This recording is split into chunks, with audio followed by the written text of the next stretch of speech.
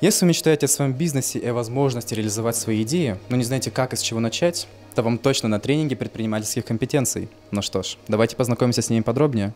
Спикерами на тренингах предпринимательских компетенций выступили эксперты стартап-студии «Открытые инновации» и генеральный директор частного образовательного центра «Интенсив». Цель мероприятия – прокачать бизнес-потенциал студентов.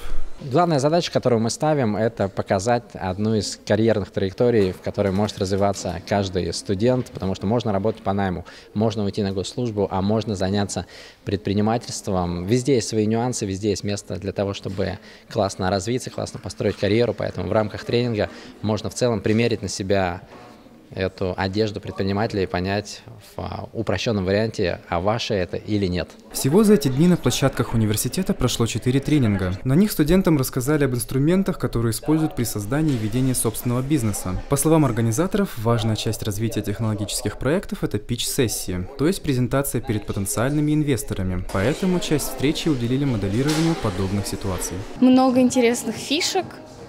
Ведущий очень много обращает внимание на каждого студента, задает много интересующих вопросов, поэтому ты можешь больше углубиться в этой теме, понять что-то новое для себя, и в целом мероприятие очень полезное для студентов. Решение проблемы 3, время выхода на рынок 3. Знаете, вот мы сейчас разработали такой мини-проект, разрабатываем, может быть, постараемся осуществить вот эту как раз идею, которая вот у нас сейчас разрабатывается. Называется «Зеркало-стилист».